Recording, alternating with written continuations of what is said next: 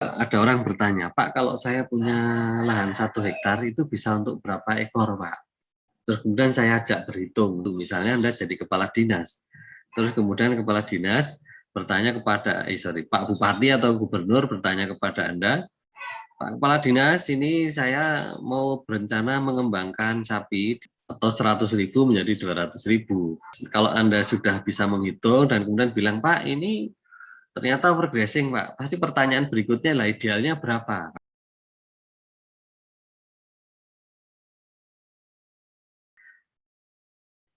Sebagian materi kuliah ini ada di dalam buku Gulma sebagai pakan ternak atau Wheat for Feed.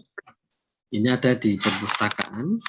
Ada 2 buku, 1 buku full color, 1 bukunya adalah hitam putih. Secara konten tidak ada perbedaan, hanya tampilan tentu akan berbeda. Tetapi yang berkaitan dengan manajemen pastura ini nggak ada beda keduanya, karena tidak terlalu, saya pikir tidak terlalu signifikan, karena tidak dibutuhkan hal-hal yang berkaitan identifikasi. Berbeda kalau dengan mata kuliah ilmu hijauan makanan ternak, itu nanti ada identifikasi, pengenalan jenis tanaman, itu tentu tampilan yang dengan full color dan tampilan yang hanya hitam dan putih itu akan berbeda di dalam proses pengenalannya. Lagi di dalam perpustakaan ada sehingga Anda bisa mendapatkan untuk membaca lebih detail ada di sana. Kira-kira daftar isinya nggak jauh-jauh dari mata kuliah di manajemen pastura yang bagian produksi dan juga pengembalaan.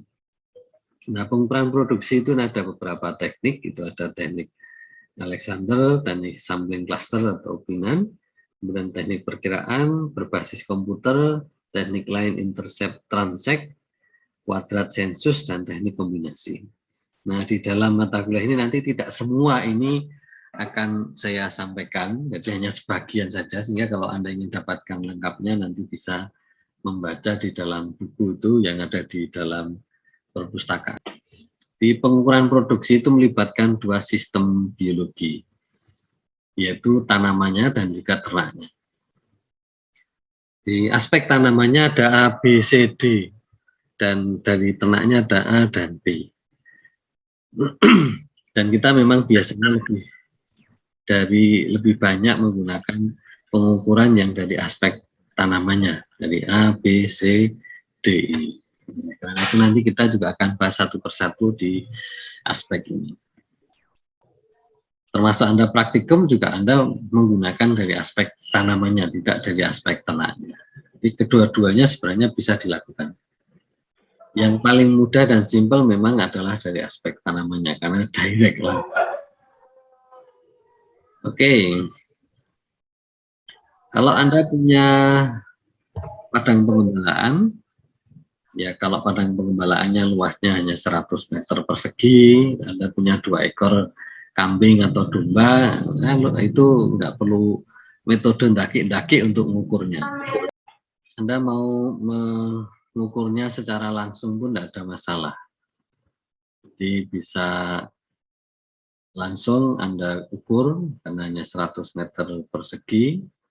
Jadi mau Anda sabit dan mau Anda apa, terus kemudian nanti diukur, kalau hanya 100 meter persegi tidak ada masalah. Tapi kalau Anda punya luasan padang pengembalaan yang sampai berhektar-hektar, puluhan hektar, ratusan hektar, tentu kalau Anda ingin mengukurnya akan menjadi tantangan tersendiri. Karena akan memerlukan metode pendekatan yang itu dianggap nanti pendekatan itu lebih mencerminkan terhadap berapa sih sebenarnya produksi atau produktivitas padang pengembalaan yang saya miliki. Tanpa harus Anda merumput atau tanpa harus Anda memotong semua rumput yang ada di dalam padang pengembalaan Anda.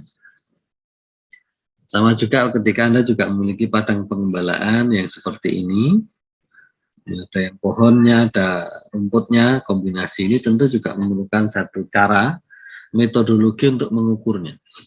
Dan masing-masing ini memiliki kompatibilitas atau cara pengukuran yang tepat. Baik, Ini ada 1, 2, 3, 4. Nanti mana yang tepat untuk satu padang penggembalaan seperti apa? Nanti kita bahas satu persatu. Penggembalaan. Nah, padang penggembalaan itu ada setidaknya 4 kategori. Padang penggembalaan alam, padang penggembalaan permanen yang sudah ditingkatkan, padang penggembalaan buatan temporer, dan padang penggembalaan irigasi.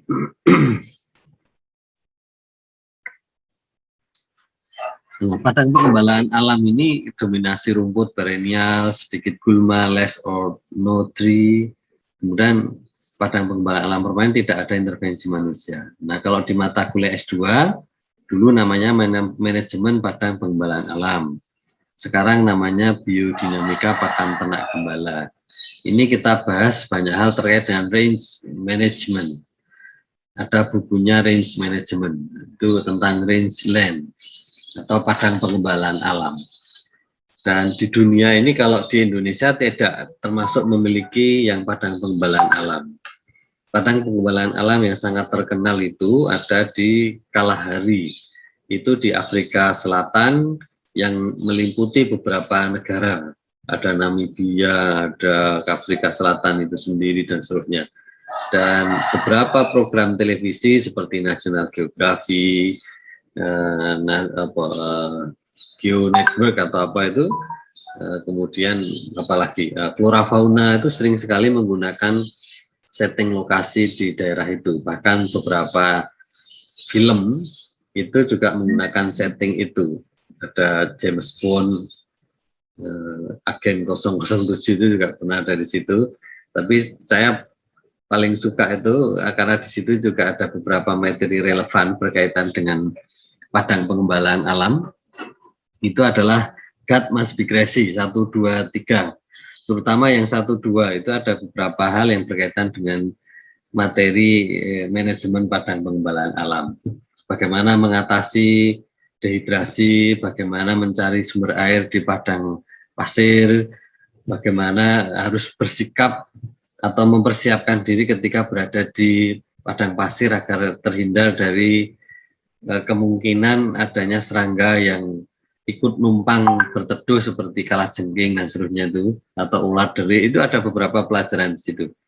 Bagaimana menghindari hyena dan apa yang sebenarnya ditakuti oleh hyena sebagai salah satu wild animal, binatang buas. Itu ada pelajaran di dalam film God Must Be Crazy 1 dan 2. Nah, kita nggak akan nonton film, nanti Anda bisa lihat sendirilah filmnya. Lucu-lucu gimana gitu. Nah, kalau klaim di Indonesia kita punya padang penggembalaan ya boleh jadi masuknya di yang kategori 2 ini. Jadi kalau yang pertama ini tidak ada intervensi dari manusia, artinya uncultivated. Sekali lagi kalau di S1 hanya dikenalkan, tapi kalau di S2 kita bahas detail itu tentang padang penggembalaan alam. Beda karena antara padang penggembalaan rangeland dengan pastureland itu berbeda.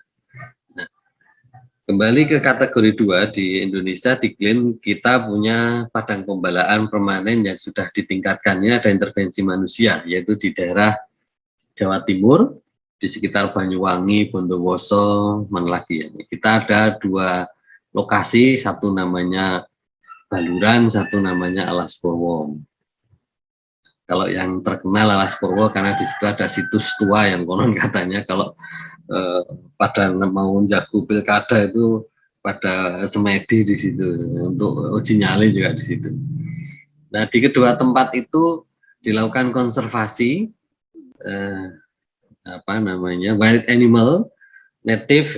Tapi kalau kita ke sana kita bilang mana wild animal itu kan ternak sapi, yaitu sapi Bali, bos Sondaikus atau bos banteng kehutanan, karena sapi itu adalah hama, maka sapi nggak boleh masuk ke dalam hutan.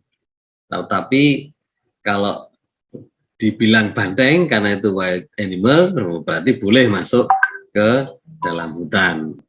Kalau dibilang sapi nanti dimarahi, dalam tanda kutip dimarahi.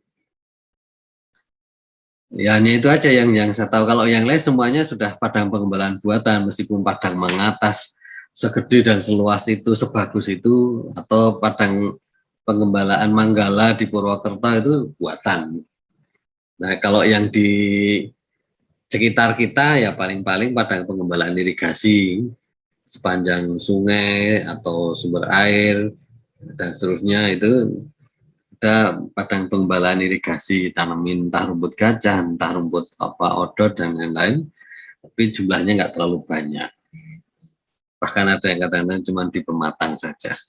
Itu adalah macam-macam padang pengembalaan. Nah ini yang tadi saya sampaikan, di dunia kita hampir tidak ada yang disebut sebagai padang pengembalaan, karena kalau menurut peta ini Indonesia masuknya adalah rainforest, jadi hutan hujan tropis, bukan rangeland. Kita nggak punya rangeland. Yang punya rangeland ya ini Australia punya, Afrika Selatan ini punya, Amerika juga ternyata punya tanah sekitar Arab. Arab itu bukan Arab Saudi saja ya, tapi Arab itu ya kawasan ini kan Arab. Karena dulu sebenarnya satu kawasan, terus kemudian ada satu tokoh yang pernah mendirikan negara tersendiri setelah Perang Dunia Pertama namanya Al Saud, maka kemudian karena itu di salah satu bagian Arab, maka kemudian diberi nama Saudi Arabia sesuai dengan nama pendirinya Al Saud, jadi Saudi Arabia. Jadi kita supaya paham bahwa beda antara Arab dengan Saudi Arabia. Ini juga punya padang pengembalaan di situ. Tapi Indonesia sekali lagi ini masuknya adalah rainforest. Di Asia Tenggara ini Vietnam, Thailand, Malaysia, Myanmar, ini Laos, Kamboja tidak ada yang memiliki padang pengembalaan atau rangeland alam. Tapi yang punya adalah hanya yang dimilikinya hanya dalam kategori rainforest. Dan yang saingan dengan kita yang memiliki rainforest ini adalah daerah Afrika Selatan, ini Brazil. Makanya kemudian dalam hal biodiversitas Indonesia nomor 2 setelah Brazil. Oke, itu berkaitan dengan padang pengembalaan. Nah, kalau kita bicara di bidang peternakan, maka padang pengembalaan itu tentu adalah ternak. Ternyata sudah jam berapa? Cepat ya waktunya, 10:13. Sebentar saya lanjutkan. Ini populasi sapi di nasional, tapi ini adalah tahun 2013 saat waktu itu sapi kita jumlahnya sedang turun-turunnya. Tapi ini populasi dalam konteks proporsional. Dan dari ini kita bisa mengetahui bahwa seiring dengan jumlah penduduk, jadi jumlah sapi ini seiring atau sejalan proporsionalitasnya. Kita nggak bicara jumlah absolutnya, tetapi kita bicara proporsional. Dengan demikian kita bisa katakan bahwa sapi ini lebih ke kultural daripada komersial. Nah, ini lebih ke kultural daripada komersial. Oleh karena itu pernah terjadi dan benar-benar terjadi, ini daerah Kebar di Papua Barat. Kebar itu salah satu kabupaten pemekaran dari Sorong. Jadi Sorong itu pecah jadi 5. Sorong Kabupaten, Sorong Kota, kemudian Salawati, Raja Ampat, dan Kebar. Ini salah satu distrik di Kabupaten Kebar. Ini luasannya 2 kali Sleman dengan hanya penduduknya 1041 jiwa. Tetapi ini pernah diturunkan di sini 1000 ekor sapi. Logikanya berarti satu sapi dipelihara oleh satu orang, tapi nggak ada bekasnya sama sekali. Nggak ada bekasnya sama sekali. Nggak ada satupun saya melihat sapi ketika saya ke sana awal tahun 2016, artinya 2 tahun kemudian.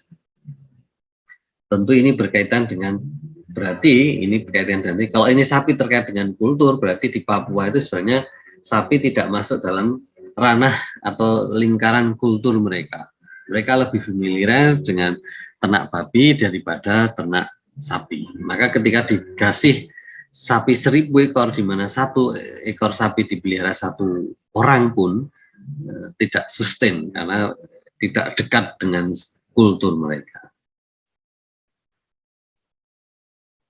Oke, macam padang pengembalaan. Sekarang tujuan tata laksana pengembalaan ini adalah mempertahankan kontinuitas hijauan sepanjang waktu, baik segi kuantitas dan kualitasnya, pertahanan ekosistem, Oke, saya pikir ini bisa dibaca sendiri supaya nanti efisien waktunya.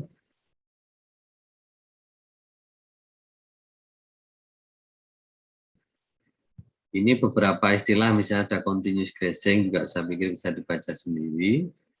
Ini di daerah Sumba Barat, ini ada continuous grazing. Luas memang, di NTT itu banyak sapi, tetapi bukan berarti proporsinya banyak, karena banyaknya sapi di Bali, Nusa Tenggara Barat, Nusa Tenggara Timur secara proporsional itu pun tidak lebih banyak dari jumlah sapi di Jawa Tengah. Terus kemudian ini juga tentang rotational grazing apa, grip grazing apa, bisa dibaca sendiri.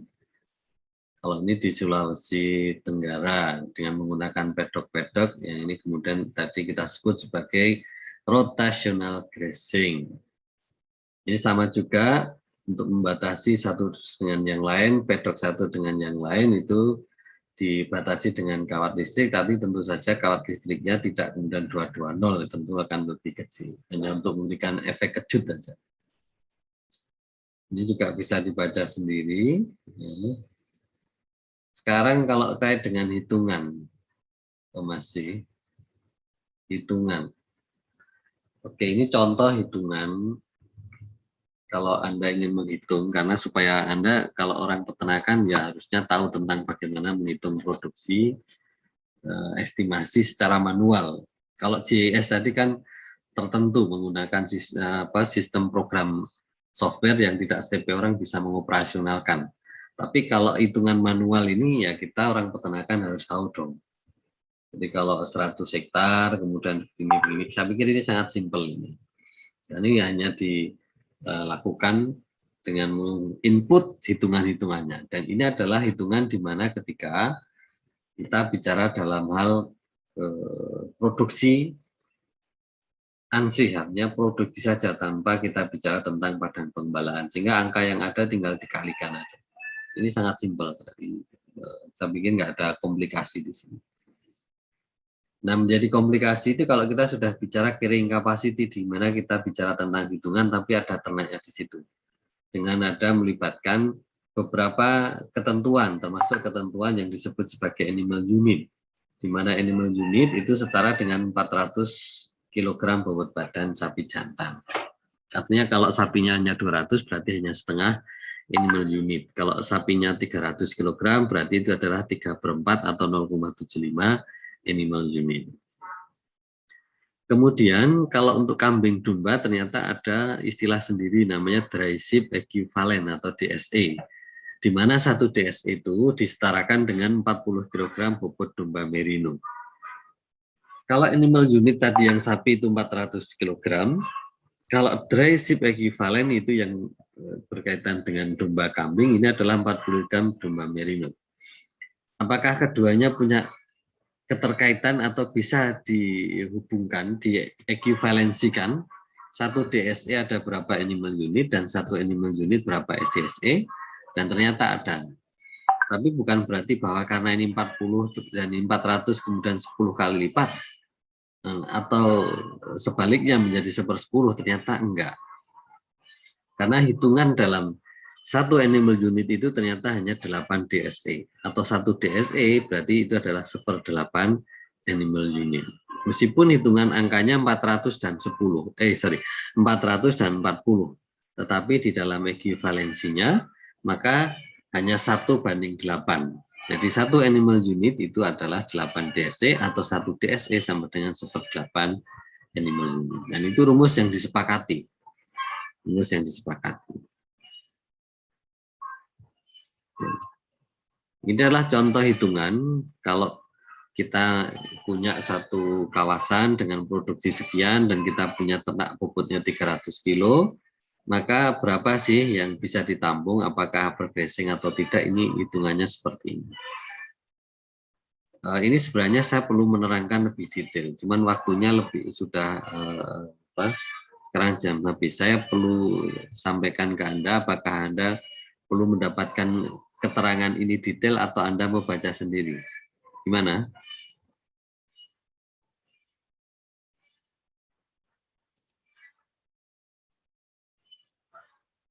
Halo?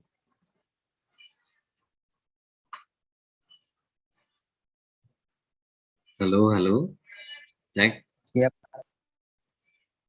Anda perlu saya jelaskan atau Anda mau baca sendiri?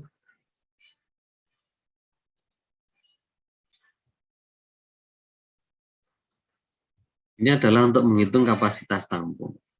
Dan supaya standar, maka hitungan di dalam animal unit.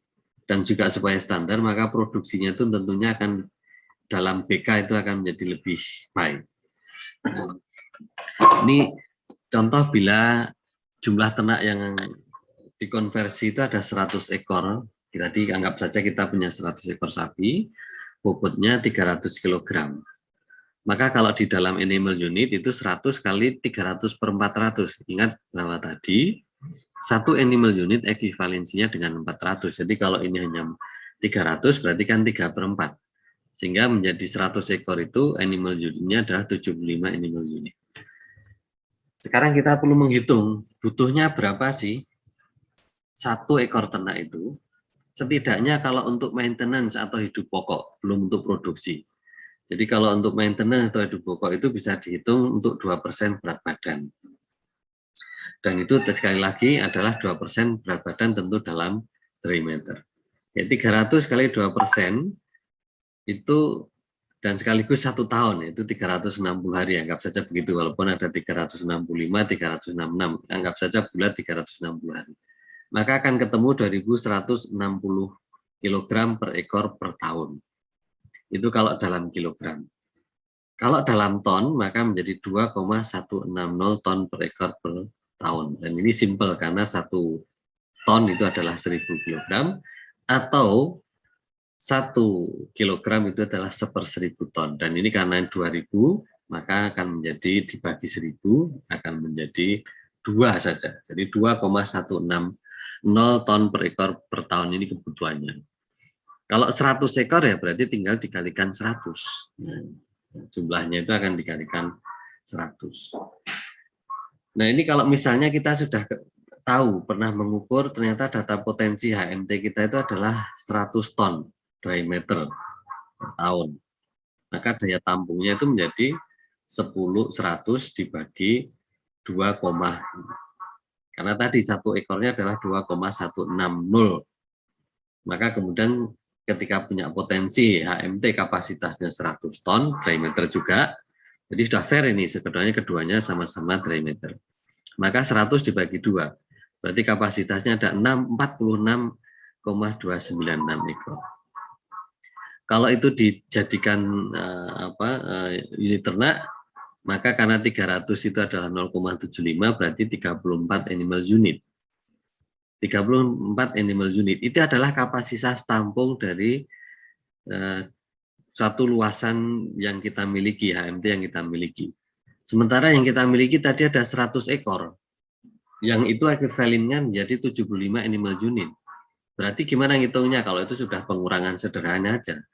34 dikurangi 75 berarti minus. Dengan kata lain, kalau minus ini berarti adalah lahan yang kita miliki overgrazing.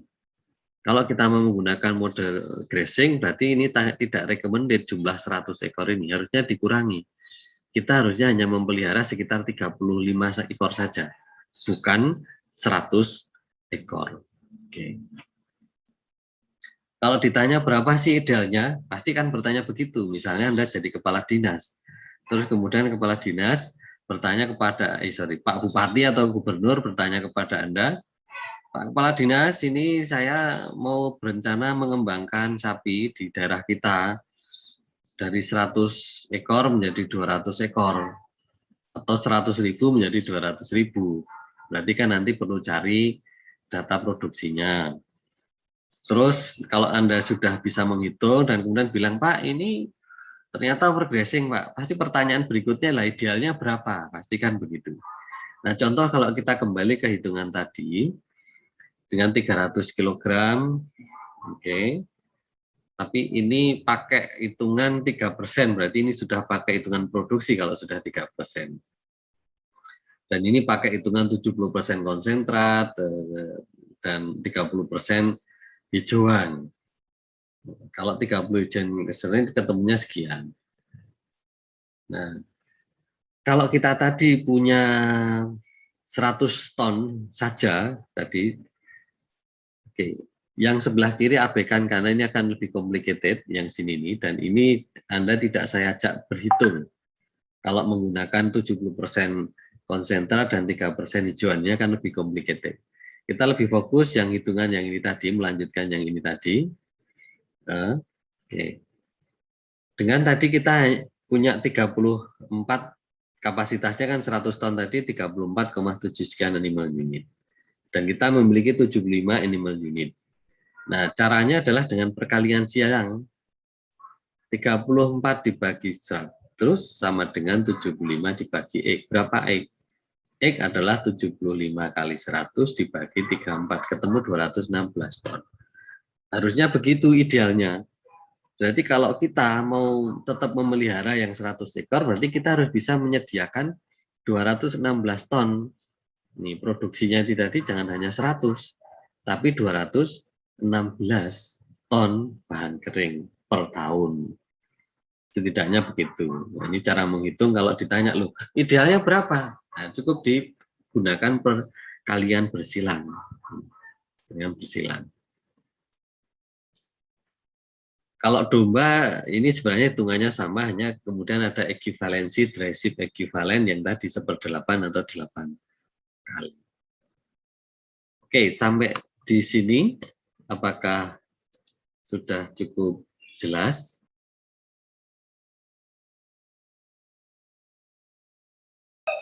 Contoh ini juga hitungan pendek juga ini, karena pernah muncul di satu pelatihan berkaitan dengan kapasitas tampung.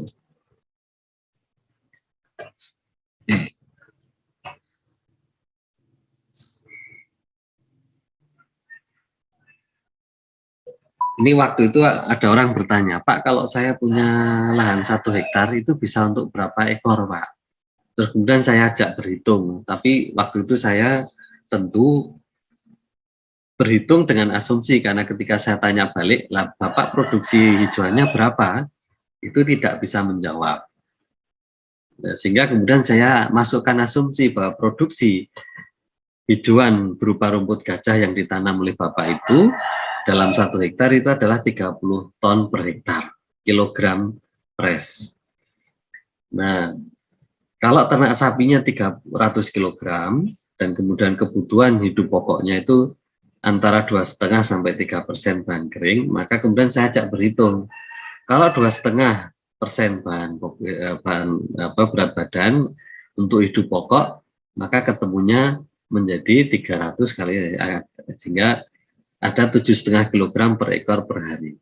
Tapi kalau menggunakan 3% berat badan hidup pokok, maka ketemunya perlunya adalah 9 kg per ekor per hari. Ini adalah dalam dry matter.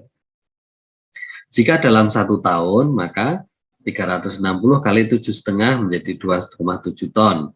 Kalau yang 3%, 360 kali 9 menjadi 3,24 ton.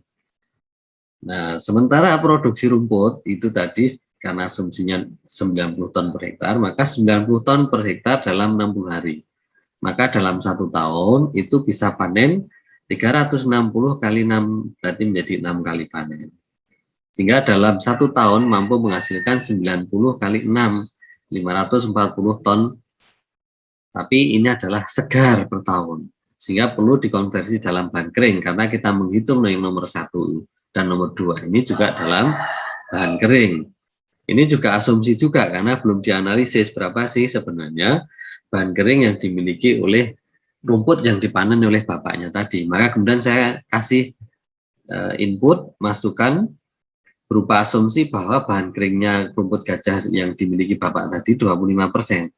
Maka berarti dalam bahan kering yang produksi 540 ton yang segar tadi dikalikan 25%, karena adalah angka bahan kering. Sehingga total produksi dalam bahan kering yang dimiliki oleh Bapak tadi yang punya lahan 1 hektar itu adalah 135 ton per hektar per tahun, ini dalam bahan kering. Sekarang kita kontrakan dengan kebutuhan. Nah, jumlah ternak tersebut mampu untuk jumlah tersebut mampu untuk memenuhi ternak. Jadi kalau tadi dengan hitungan 2,5%, maka ketika satu ekor butuh 2,7 ton per ekor per tahun, berarti tinggal dibagi aja. 135 dibagi 2,7 berarti maksimal 50 ekor ternak.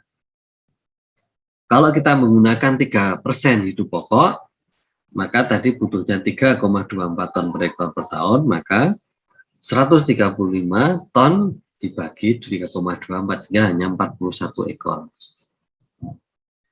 Ini kapasitas tampung yang maksimal. Nah, yang maksimal bisa ditampung di lahan tadi. Nah, jika hanya menggunakan hitungan umum, Pak, sulit Pak menghitung persen-persen bahan kering dan lain, mau yang umum aja. Kadang-kadang kita dihadapkan juga pada hitungan secara umum, itu adalah butuh 10% berat badan. Jadi kalau kita punya ternak tadi 300 kg, berarti 10%-nya menjadi 30 kg per ekor per hari. Atau setara dengan 10.800 per kilogram per ekor per tahun. Kalau dalam ton menjadi 10,8 ton per ekor per tahun. Jadi kalau dengan produksi tadi 540 ton segar, maka mampu menampung 540 dibagi 10, 50 ekor, sama persis.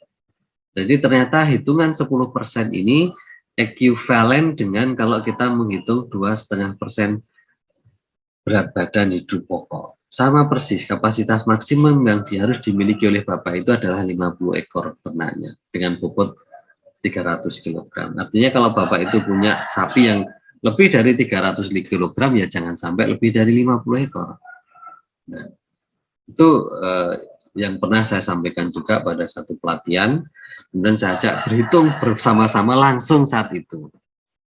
Kalau Anda tinggal menikmati mungkin juga akan beda internalisasinya, karena sekarang ini saya bercerita, sementara kalau waktu itu di saat pelatihan itu langsung saja berhitung, sehingga mereka juga ikut mengikuti prosesnya.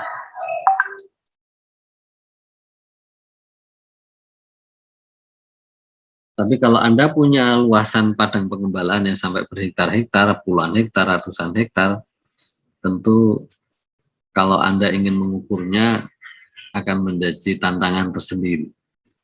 Karena akan memerlukan metode pendekatan yang itu dianggap nanti pendekatan itu lebih mencerminkan terhadap berapa sih sebenarnya produksi atau produktivitas padang pengembalaan yang saya miliki. Tanpa harus Anda merumput atau tanpa harus Anda memotong semua rumput yang ada di dalam padang pengembalaan Anda.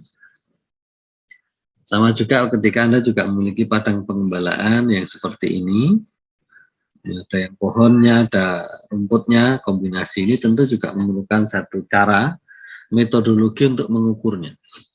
Dan masing-masing ini memiliki kompatibilitas atau cara pengukuran yang tepat. Baik, ini ada 1, 2, 3, 4, nanti mana yang tepat untuk satu padang pengembalaan seperti apa, nanti kita bahas satu persatu. Pertama adalah dengan sampling cluster, yang ini metode jadul, Sudomo 1985. Tapi meskipun jadul, ini ya metode yang masih ada, yang masih kita lakukan secara manual itu. Karena yang metode secara non manual masih belum publish, belum established atau bahkan belum settle, sehingga masih belum banyak digunakan. Teknologinya masih langka. Nanti juga akan kita bahas. Ini umur metode ini lebih tua dari Anda, saya yakin, karena Anda lahir kalau nggak akhir tahun 90 ya awal tahun 2000. Dan ini sudah tahun 1985. Nah, ada pakai metode cluster, sampling cluster, yang ini caranya dengan cara cuplikan ubinan acak. Jadi menggunakan bujur sangkar dengan lingkaran 1 meter, 1 meter kali 1 meter, sehingga menjadi 1 meter persegi. Nah, saya ingin juga diskusi kepada Anda, kenapa 1 meter? Kenapa tidak 0,5, kenapa tidak 0,75, kenapa tidak 1,2, dan kenapa tidak 2 meter? Ada yang mau coba jawab? Kita diskusikan ini. Kenapa? Kenapa 1 meter? Silahkan.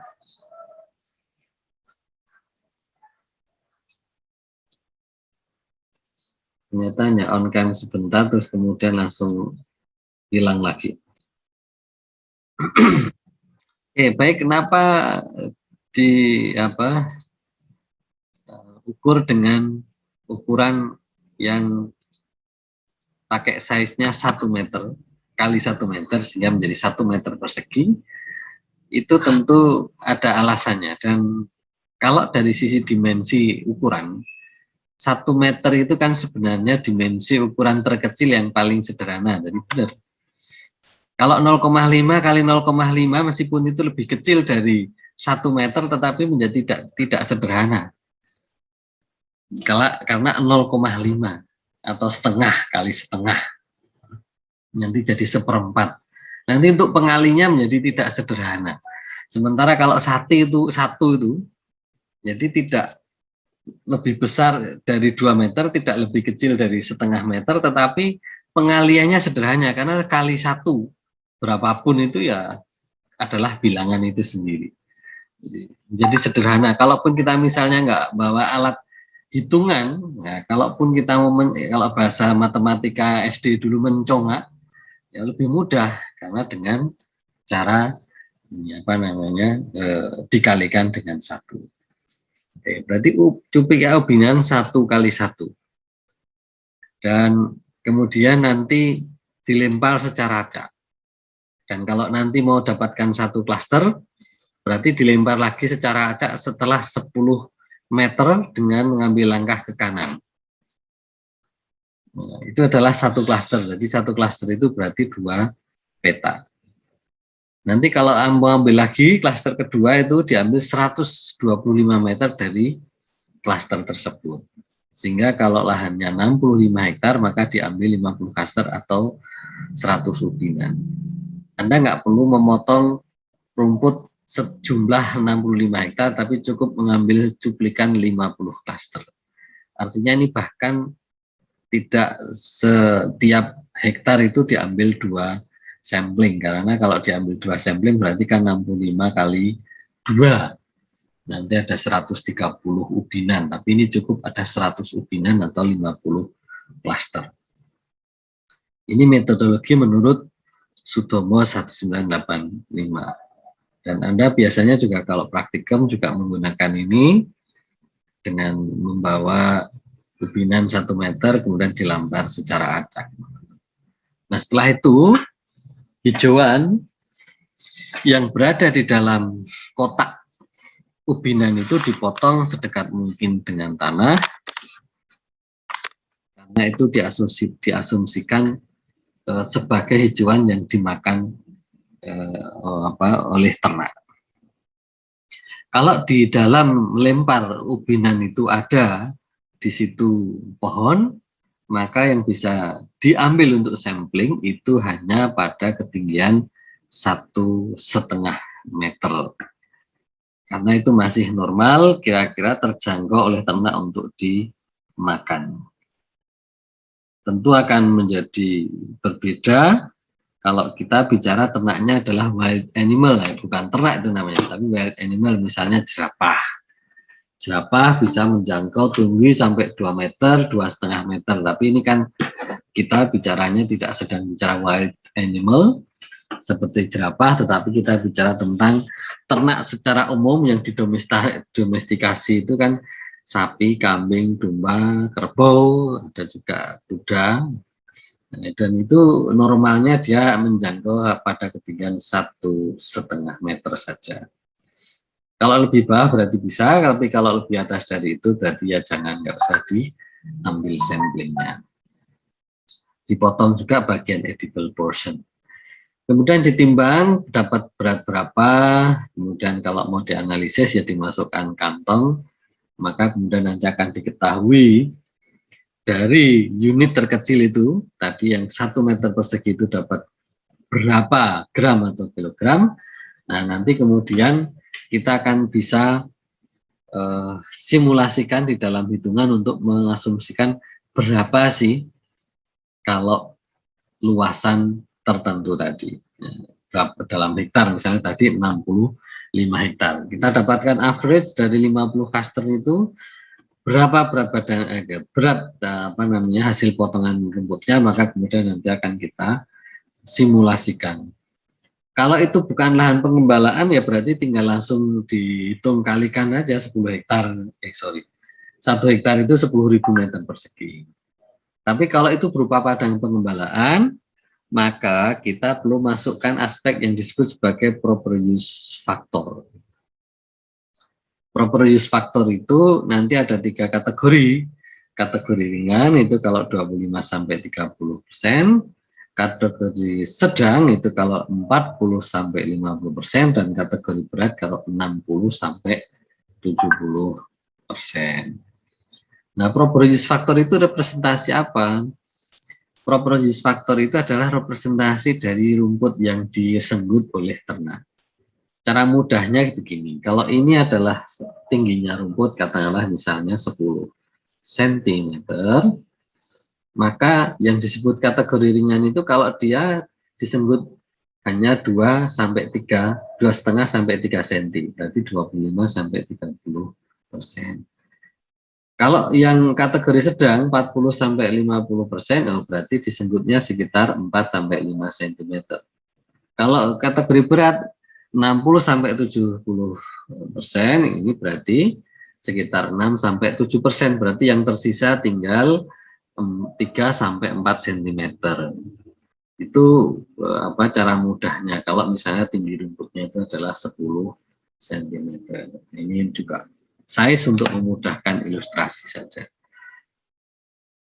Dan memang itu menjadi bagian dari critical point, bagaimana ketika kita melakukan observasi di lapangan dan kemudian nanti kita menentukan, oh ini proper use faktornya ringan, oh ini proper use faktornya sedang, oh ini proper use faktornya berat. Karena nanti juga ada hal-hal yang mempengaruhi terhadap proper use faktor. Nanti akan saya sampaikan.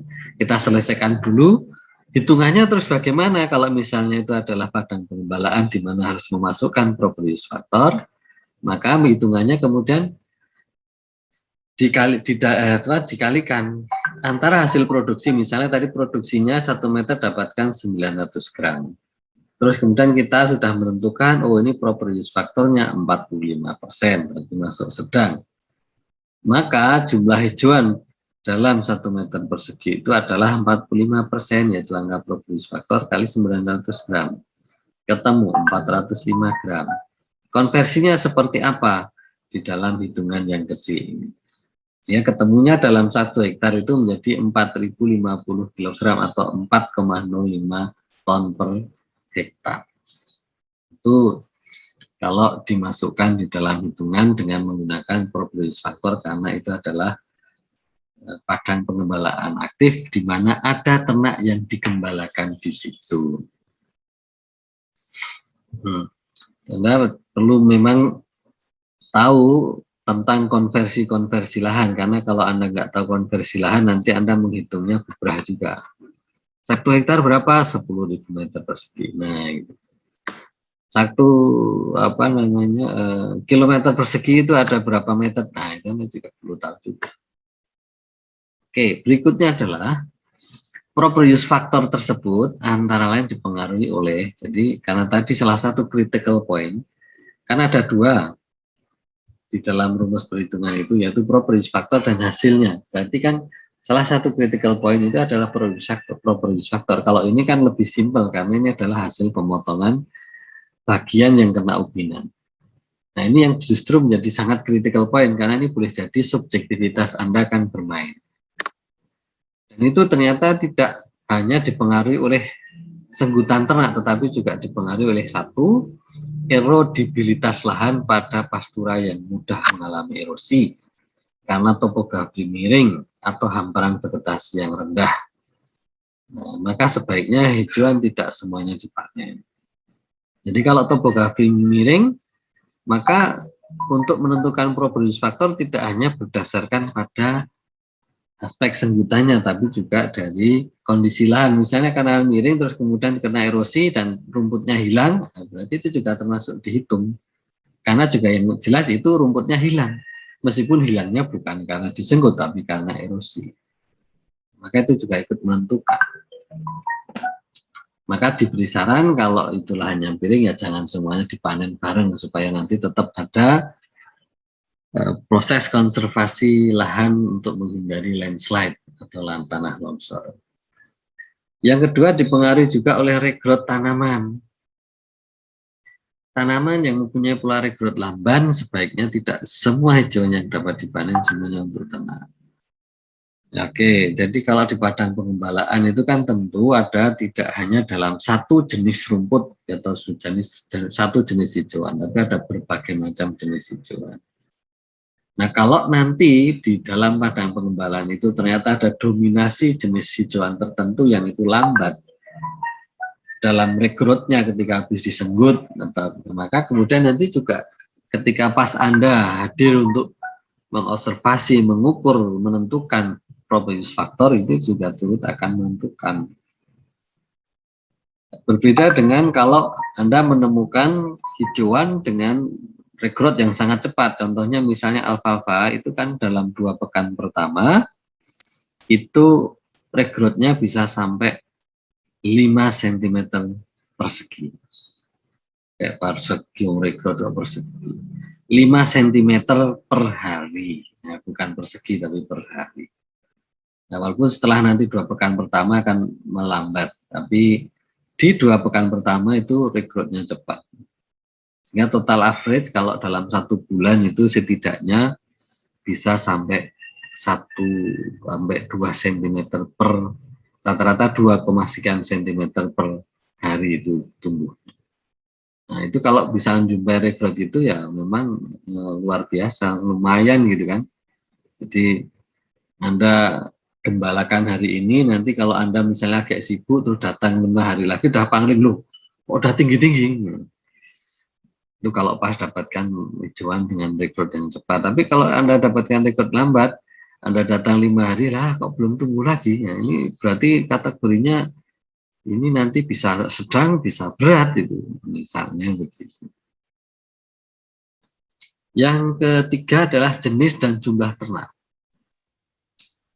Pada dasarnya semakin banyak atau semakin besar jenis ternak yang dipelihara, maka semakin banyak pula tanaman yang terinjak sehingga tidak semua hijauan yang dipanen dapat dimanfaatkan untuk ternak. Ya itu jelas.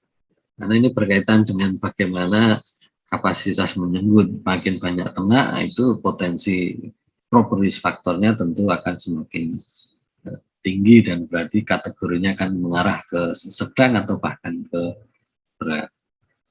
Dan yang keempat, keadaan musim, ketersediaan pengairan, regrowth pada musim kemarau dan hujan untuk menjamin kepentingan. Ini kan karena air itu adalah sumber kehidupan, sehingga kalau kita juga biasanya begitu di musim penghujan dan kemarau kan beda. Kalau di musim penghujan, begitu air hujan turun, itu rumput akan cepat tumbuhnya.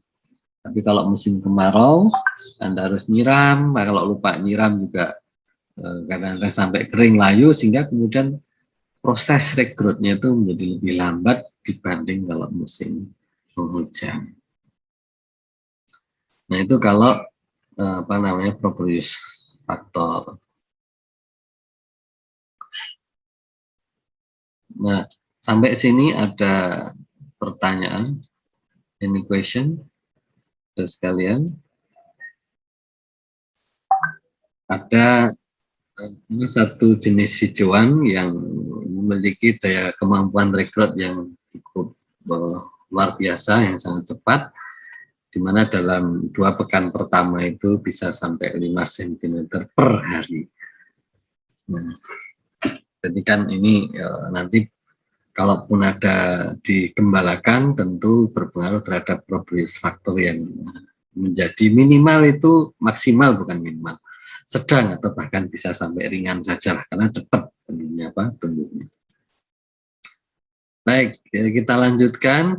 Itu tadi baru sampling cluster dengan adanya faktor produce faktor kalau di padang pengembalaan. Kalau tidak di padang pengembalaan ya sudah, hasilnya itu tinggal dikalikan saja dengan luasannya, yaitu kalau meter kali hektar ya berarti 10.000 meter persegi. Yang kedua itu adalah ada yang disebut dengan sampling Alexander. Kalau ini lebih kecil anunya, size alat ukurnya. Ya ini kalau kita mahasiswa ya bisa seperti orang main-main, karena ini plywood ukuran 0,4. 0,4 itu berarti 40 cm. Sorry, 0,4 meter persegi. Berarti kalau 0,4 meter persegi berarti kan 20 kali 20. 20 cm saja. 20 cm itu berarti hanya satu jengkal. Jadi kayak orang lempar-lempar main-main itu. Ini lebih tua lagi saja, belum lahir ini. Metode Alexander 1962. Dan ini sepertinya juga jarang digunakan oleh mahasiswa. Kalau mau menggunakan metode pengukuran dengan Alexander ini jarang digunakan oleh mahasiswa. Lebih populer yang sampling cluster dengan ubinan. Ini plywood yang juga pakai yang tipis juga, yang 5-6 mm itu, berarti kan yang tipis. Itu terus dilempar acak, terus dimasukkan di dalam hitungan.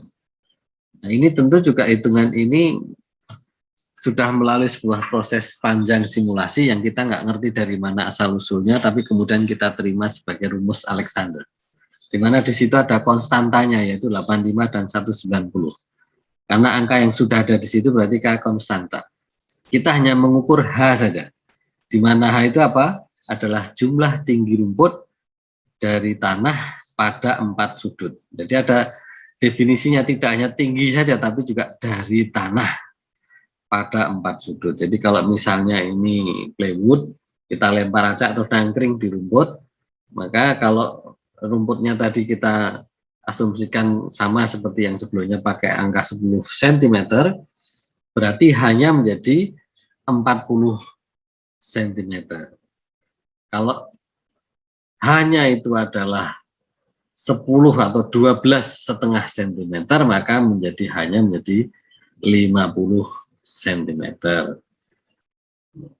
Karena nangkring terus nanti diukur dari tanah sampai ke plywoodnya. Maka dimasukkan dalam rumus 85H negatif 190. Kalau hanya 50 cm ya berarti kemudian ketemunya 4060 kg per hektar. Nah dengan demikian kalau ini adalah Alexander, tentu tidak cocok kalau kita gunakan untuk mengukur yang dengan seperti ini, bentuk landscape-nya pakai pohon. Kenapa nggak cocok kalau digunakan pada lahan yang ada pohonnya? Baik, kita lanjutkan. Jadi kenapa metode Alexander itu tidak cocok kalau diterapkan di dalam lahan yang bentuk landscape-nya ada pohonnya? Anda bisa bayangkan, tadi salah satu kunci menggunakan metode landscape itu adalah pada angka H, di mana H itu adalah jumlah tinggi rumput dari tanah pada 4 sudut. Kalau kebetulan plywoodnya itu nangkring di pohon, Anda kebayang nggak? Hanya jadi berapa? Pohonnya tingginya 2 meter. Hanya menjadi 200 kali 4. Berarti menjadi 800. Berarti Anda bisa bayangkan kan? Kalau dimasukkan 85H negatif 190 ini menjadi angkanya sangat gede. Jangan-jangan itu nggak mewakili. Jadi kira-kira arahnya sebenarnya kalau diterapkan di pohon, di area yang banyak, di situ ada pohonnya, nanti kalau lemparan acaknya nangkring di pohon, maka kemudian hasilnya menjadi tidak mewakili dari produksi di padang pengembalaan tersebut. Itulah kunci rahasianya kenapa metode Alexander tidak cocok untuk ditaruh di daerah padang pengembalaan yang ada rumput, ada pohonnya di situ. Lupa kan bisa aja Pak kita taruh nanti milih yang tidak ada pohonnya, namanya aja ngelempar acak. Kalau itu berarti nggak ngelempar acak, tapi ngelempar yang terarah atau ditaruh. Nah, ya kan beda. Kalau ngelempar acak ya terserah larinya, atau berarti nggak ngelempar acak kalau itu. Milih tempat berarti. Nanti supaya juga produksinya tinggi, milih tempat yang rumputnya agak tebel. Nah, itu namanya bukan lempar ancak. Itu namanya memilih. Di beda. Oke, itu metode sampling. Masih ada 3 yang lain. Yang kedua adalah elektronik. Dulu saya tahun 2000, sekitar 2012-2013 itu pernah diskusi dengan seorang mahasiswa, tapi bukan mahasiswa peternakan, dia dari elektronika dan instrumentasi dari ELIN. Itu fakultasnya berarti MIPA. Kita diskusi tentang bagaimana mengukur satu luasan produksi, suatu luasan sebuah hijauan pakan ternak tanpa harus memotongnya, tapi cukup dengan proyeksi. Wah, saya bilang wah bagus itu kalau bisa. Nanti pakai seperti apa proyeksinya, kemudian nanti elektroniknya dengan big data tentu saja. Waktu itu padahal sudah 9 tahun yang lalu ya. Dia sudah berdiskusi tentang itu. Cuman sayangnya nggak tahu kelanjutannya seperti apa, karena waktu itu dalam rangka untuk PKM, tapi nggak ada kelanjutannya, jadi saya juga nggak tahu. Dan saya pikir itu juga hal yang menarik. Kalau misalnya ada sekarang ini, dan sebenarnya ada, cuman memang belum cukup populer. Jadi yang disebut dengan precision agriculture itu banyak yang menggunakan alat-alat elektronik untuk mengukur begitu.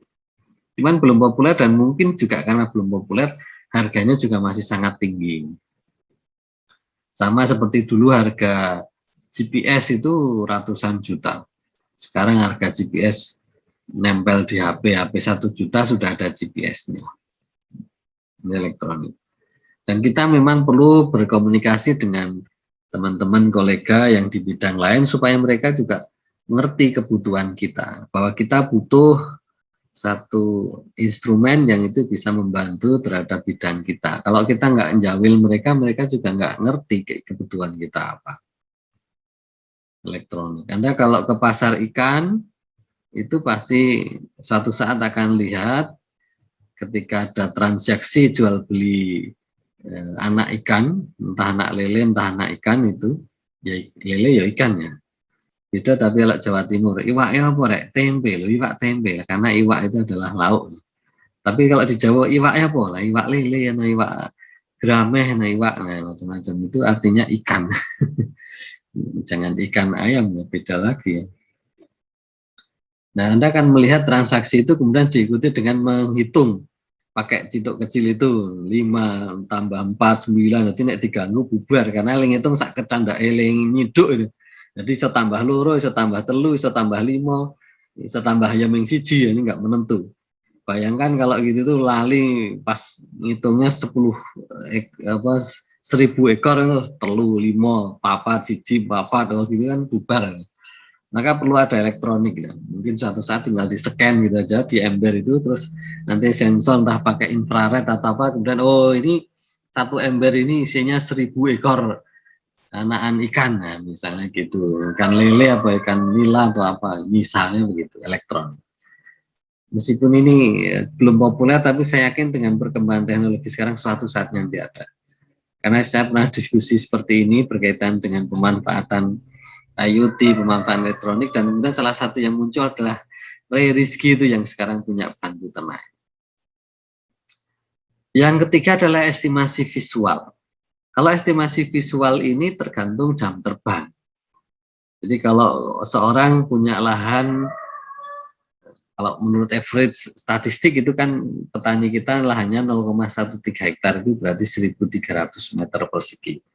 Kalau seorang petani memiliki lahan 1.300 meter persegi dan itu dimilikinya selama berpuluh tahun, dia mestinya sudah sangat hafal. Kalau ditanami padi seperti ini akan menghasilkan berapa kilogram. Kalau ditanami kacang tanah seperti ini akan berapa kilogram. kalau tanami jagung akan menghasilkan berapa kilogram, bahkan dengan berbagai jenis variasi performa produksi itu sudah sangat hafal. Ya karena lahannya cuma itu saja dan dia sudah menanam itu sebenarnya berpuluh-puluh tahun. Berarti itu perlu jam terbang memang estimasi visual. Dan itu bukan hal yang mustahil dan bukan hal yang tidak masuk akal, itu sangat masuk akal. Karena saya sendiri juga pernah mengalami di mana saya tiap hari day to day itu adalah berinteraksi dengan sapi, dengan pekerjaan giring sapi, nimbang sapi dengan berbagai size. Dan itu selama berbulan-bulan di kandang, karena saya pernah berada di kandangnya Widodo Makmur itu, waktu itu sedang vakan, tidak ada manajer, sehingga saya jadi de facto manajer atau ad interim manager di kandangnya Widodo Makmur. Sehingga tiap hari itu ikut juga nimbang sapi, hingga sampai rekaman terekod di dalam benak itu. Oh kalau congkrongannya begini sekian kilogram, jenis begini congkrongannya begini sekian kilogram, itu sudah terekod di dalam memori. Dan suatu saat saya di-challenge oleh teman saya, seorang juragan sapi, yang waktu itu sedang menimbang sapi PO di peternak rakyat. Dan kemudian coba itu berapa? Dari 3 kali timbangan itu, yang 2 timbangan itu eksak, yang 1 timbangan itu hanya selisih 2 kilogram saya menebaknya waktu itu. Dan saya nggak tahu itu kebetulan atau enggak, tapi waktu itu memang tidak diulang lagi di tempat yang lain karena memang nimbangnya hanya itu saja. Tapi waktu itu ya karena tadi saya day to day dihadapkan pada satu aktivitas yang itu merekod berbagai jenis ternak sapi dengan size dan timbangannya itu di kandang. Nah, kalau sekarang saya di-challenge begitu ya saya udah nggak bisa lagi karena memori itu sudah lama hilang dan tidak lagi ada.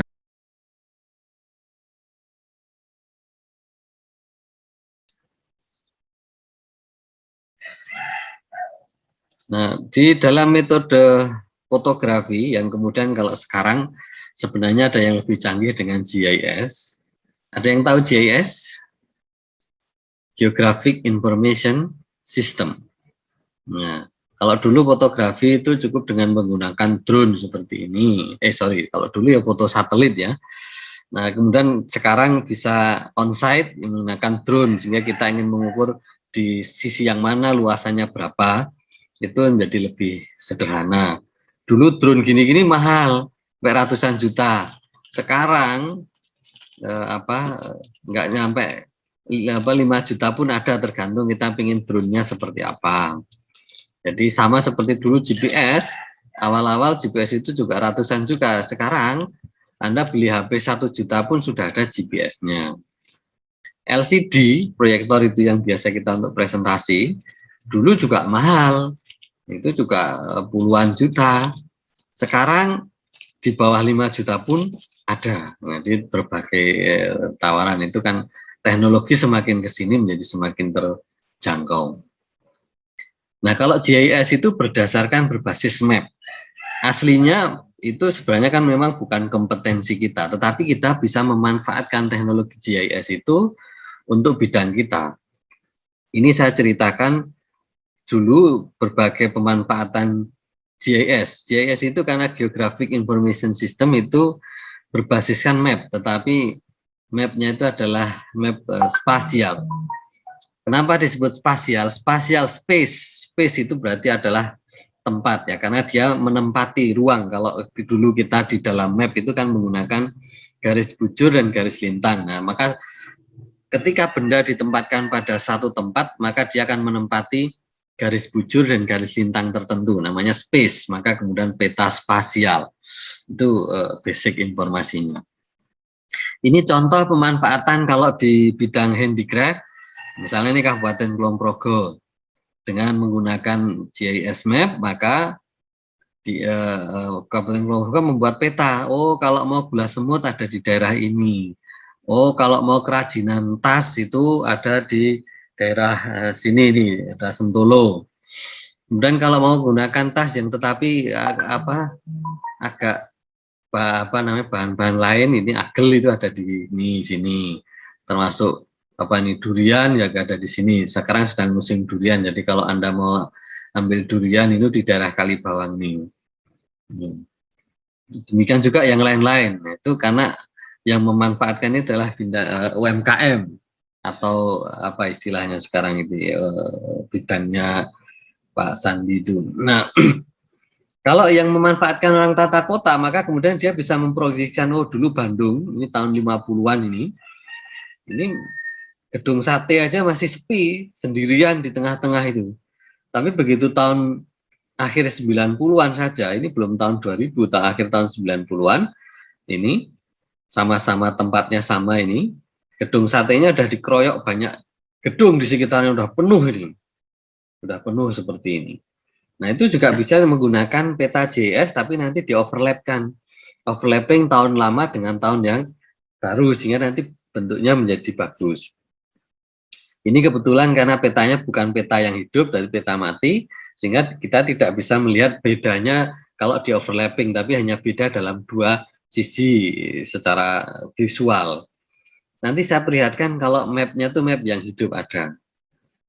Nah, ini kalau orang yang menggunakan itu adalah orang sejarah, maka dia juga bisa menggunakan ini untuk melihat dulu Sriwijaya Empire itu kira-kira wilayahnya sebagaimana luasnya seperti apa, luasnya daerah mana saja, maka kemudian bisa dilihat, oh pantesan dulu ternyata Malaysia itu bagian dari wilayah Nusantara, tapi karena dulu ada pertukaran wilayah jajahan, ini korban daerah jajahan ketika dunia barat masuk ke dunia timur, maka kemudianlah dipisah.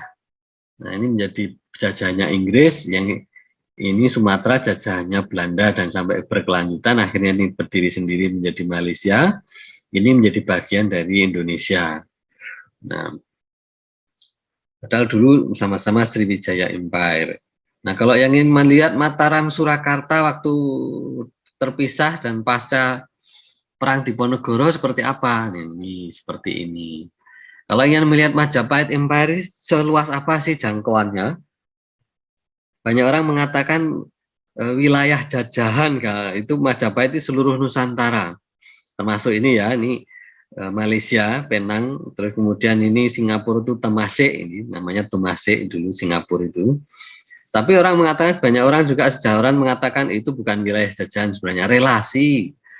Jadi relasinya Majapahit itu kemana-mana, sama seperti kalau Laksamana Cheng Ho dari dinasti Ming itu selama 28 tahun melakukan pelayaran di seluruh dunia termasuk sampai juga ke Indonesia di Tanjung Kodok Tuban waktu itu merapatnya, sehingga banyak kan di daerah Pantura itu ada kelenteng-kelenteng atau masjid-masjid Cheng Ho karena Cheng Ho itu seorang Muslim.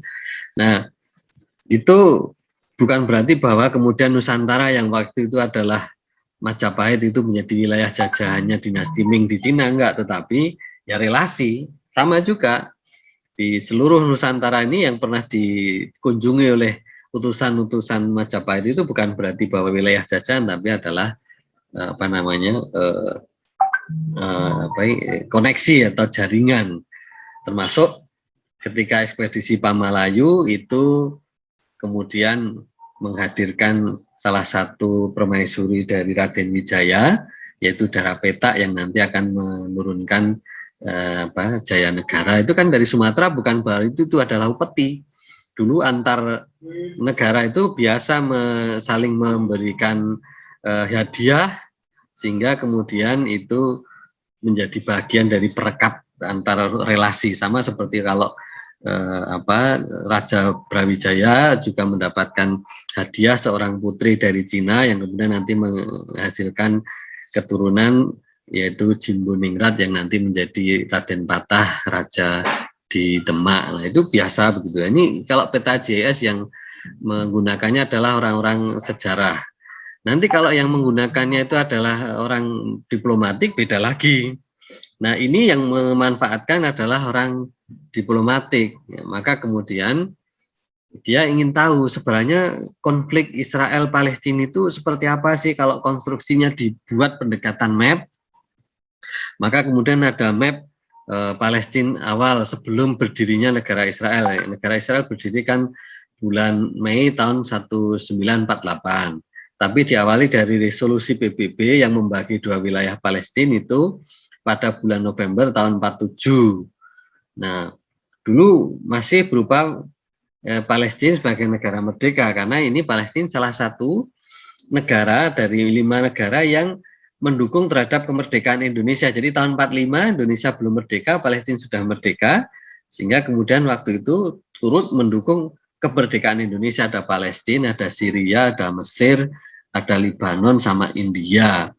5 negara. Maka sebenarnya kita itu berhutang kemerdekaan dari negara Palestina. Nah, cuman kadang-kadang kita nggak paham aja kenapa kalau Indonesia itu masih suka berkontribusi terhadap Palestina, dan tidak salah satu politik luar negeri kita itu selalu ada komitmen untuk mendukung Palestina itu karena kita berhutang kemerdekaan kepada Palestina. Ini peta diplomasi ini bisa dimuat di dalam peta JS, dan kemudian perkembangannya ternyata loh kok makin habis wilayah Palestina. Padahal ketika dibagi tahun 47 itu harusnya kan wilayah yang hijau, ini wilayahnya Palestina masih banyak. Ternyata setelah tahun 2000 tinggal sedikit. Bahkan sekarang Yerusalem ini sudah menjadi wilayahnya negara Israel, dengan kemudian negara Israel juga memindahkan ibu kota dari Tel Aviv ke Yerusalem. Nah, ini kan bisa menjelaskan. Nah, ini adalah peta GIS, Geographic Information System. Nah, kalau ini yang memanfaatkan adalah orang BPBD atau Badan Penanggulangan Bencana Daerah. Kalau orang di nasional BNPB, Badan Nasional Penanggulangan Bencana. Nah, ini misalnya ada proyeksi kalau gunung meletus di sini, maka kemudian potensi laharnya itu daerah bahayanya mana saja, itu bisa diproyeksikan dengan peta JS seperti ini. Maka kemudian muncul hal seperti ini. Tapi kalau yang memanfaatkan itu adalah orang dari dinas sosial, maka kemudian beda lagi. Maka akan menjadi seperti ini. Ini adalah untuk sebaran area kemiskinan. Nah, ini akan beda lagi. Sehingga kalau kemiskinan di kabupaten ini sebenarnya ada di mana saja toh? Apakah ngumpul atau tersebar?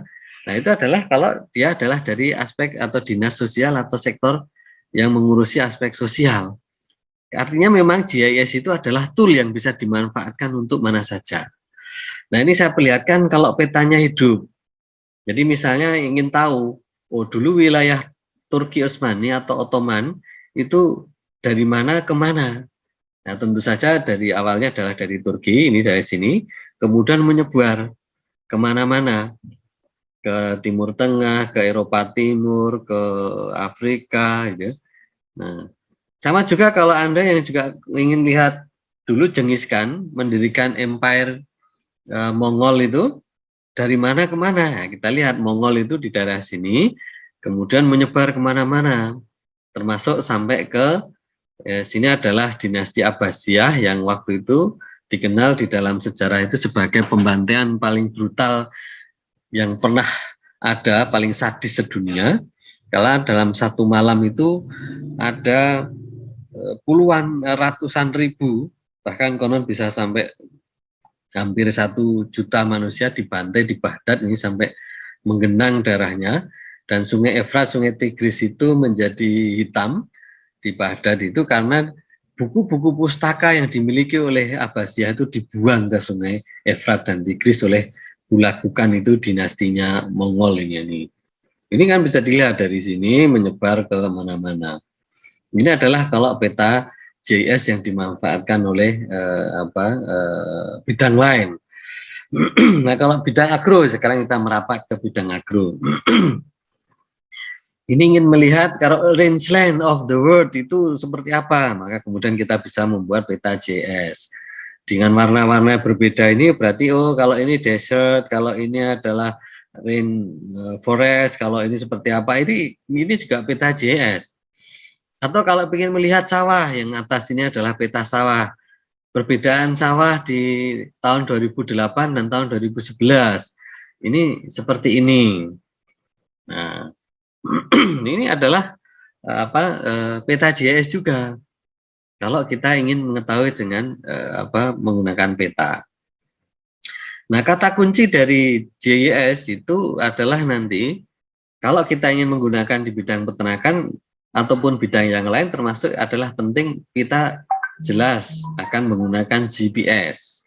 Kalau GIS itu adalah Geographic Information System, kalau GPS itu adalah Global Positioning Satellite, bukan Geographic program sistem enggak, tetapi Global Positioning Satellite, karena GPS itu kan dituntun oleh satelit.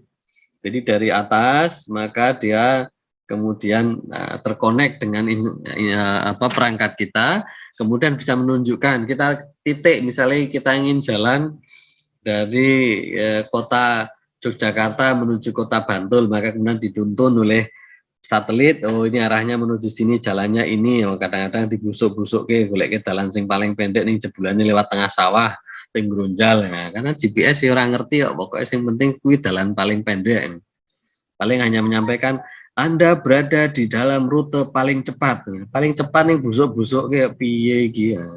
GPS ya orang ngerti, paling Anda salah balik lanan, oh rewel ya, rame ya. Nah itu GPS. Nah, tapi itu setidaknya ada beberapa instrumen yang nanti kalau dari GPS itu nanti kemudian kita bisa tahu POI. Apa itu POI? POI adalah point of interest. Nah, ini perlu saya tulis biar nanti Anda tidak salah geographic information system. Kalau GPS adalah Global Positioning Satellite. Kalau POI adalah point of interest. Point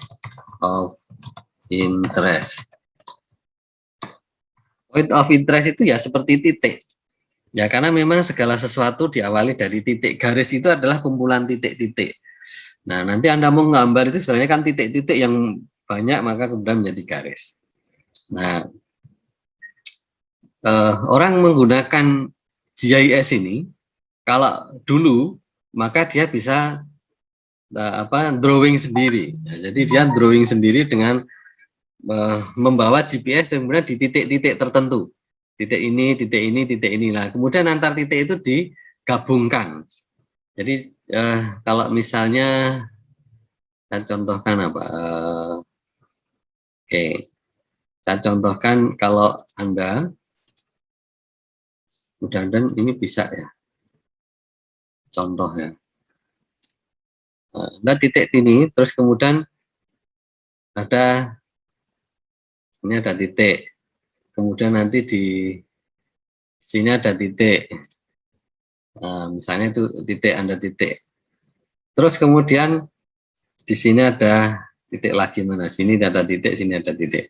Nah, misalnya sini titik, terus kemudian sini titik, kemudian di sini titik, kemudian di sini titik. Nah, itu kan awalnya sebenarnya titik-titik, tapi titik-titik itu kalau dihubungkan itu akan bisa menjadi satu bidang. Nah, kalau itu bisa dijembatani oleh satu program yang namanya adalah program ArcGIS atau apa itu ArcView. Nah, itu ada programnya. Jadi kita tidak perlu lagi menggambar secara manual. Tapi ini saya hanya ngasih ilustrasi bahwa nanti antar titik itu kemudian bisa dihubungkan dan itu akan menjadi satu luasan wilayah. Nah, cara kerjanya kemudian adalah, berarti kalau ini gambarnya seperti itu lah, anggap saja kemudian Anda akan mendapatkan satu bentuk luasan yang seperti itu. Let's say misalnya gambarnya menjadi seperti ini. Nah, maka kemudian nanti di dalam program itu melalui proses diarsir. Jadi let's say kemudian Yang mudah gambarnya menjadi seperti ini. Jadi setelah titik-titik dihubungkan, maka kemudian akan menjadi satu bidang wilayah. Nah, di dalam program itu, bidang wilayah itu bisa menunjukkan ini berapa sih luasannya. Jadi tanpa Anda harus menghitung. Jadi Anda tidak perlu menghitung. Nanti di sini sudah akan menunjukkan luasannya itu adalah titik-titik. Tergantung Anda mau pakai meter persegi atau hektar, itu adalah inputnya. Artinya kalau Anda ingin mengukur satu luasan hijauan dalam satu kabupaten, bahkan satu nasional, Anda tinggal mengarsir daerah mana yang memang menghasilkan hijauan. Jadi di daerah rumahan tentu nggak perlu Anda arsir, tidak perlu diarsir, sehingga nanti hanya murni daerah-daerah yang memang itu potensi menghasilkan hijauan, sehingga Anda akan bisa menghasilkan satu wilayah, mengetahui berapa sih potensi dari sekian hektar, sekian ribu hektar yang ada di Indonesia, yang ada di provinsi X, yang ada di kabupaten X, untuk menghasilkan hijauan pakan ternak tanpa Anda harus secara manual itu membawa-bawa alat seperti kalau kita belajar tentang ini ya tadi, sampling cluster yang dengan menggunakan ubina. Jadi nggak perlu lagi dengan itu, tapi cukup Anda dengan menggunakan GIS map yang itu nanti menggunakan ArcView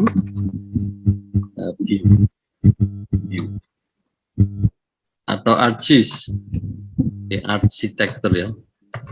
Sekarang katanya juga bisa tersedia walaupun tidak lengkap fiturnya itu secara online, itu sudah ada tersedia yang secara online. Nah, sekali lagi berarti nanti kalau kita mau melakukan pengukuran, mengetahui satu daerah luasan X dengan hasil berapa sih luasan itu dari aspek hijauan pakan ternak atau apapun, maka kita tidak perlu membawa ubinan, tapi cukup dengan di atas komputer, di atas meja kita bisa menyelesaikan dengan menggunakan program ArcView atau ArcGIS berdasarkan peta-peta yang ada. Oke?